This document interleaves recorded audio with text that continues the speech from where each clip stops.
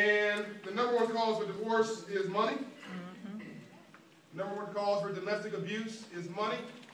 Number one reason why black and brown kids drop out of college is not academics. Money. It's money.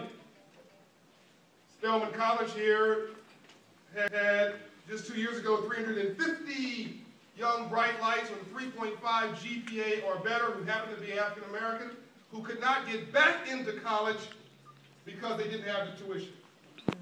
Not because of grades, not because of their behavior.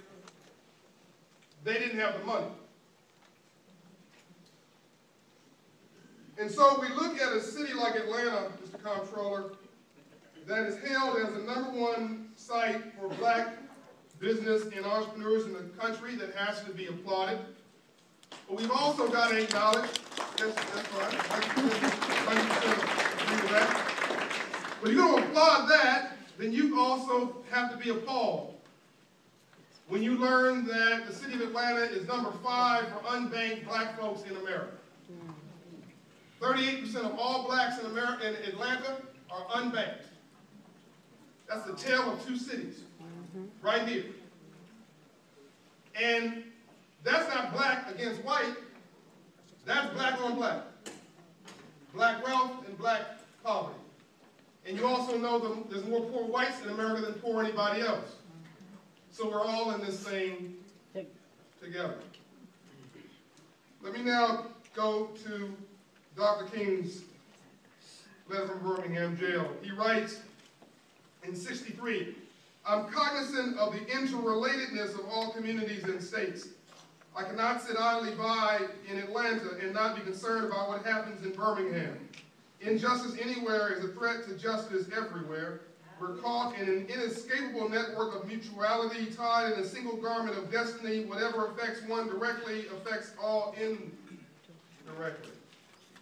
And then one of my Hope Fellows, who's 22 years of age, wrote me this briefing paper. I never read anybody's briefing papers, but this guy is brilliant. I'm literally going to read what he gave to me. He said the societal cost of not turning the unemployed into earners, or the economic benefits from investing in early education are notable. This is a Georgetown University study that quoted this. We knew the cost of the programs of early education today to be about $20,000 for 3 to 4-year-olds. We asked what was the return on that investment, and I'm going to say to you, the wherefore are thous, the result was an 18% return.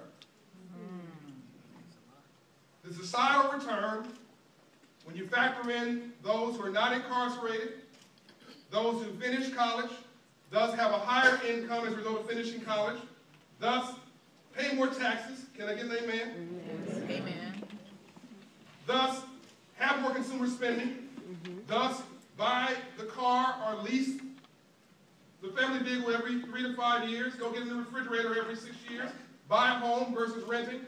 That the societal cost of that, or the return, was 18% per annum. And he notes here, this is my 22-year-old fellow, that if the private sector saw an investment that was turning 18%, it would not go unfunded for long.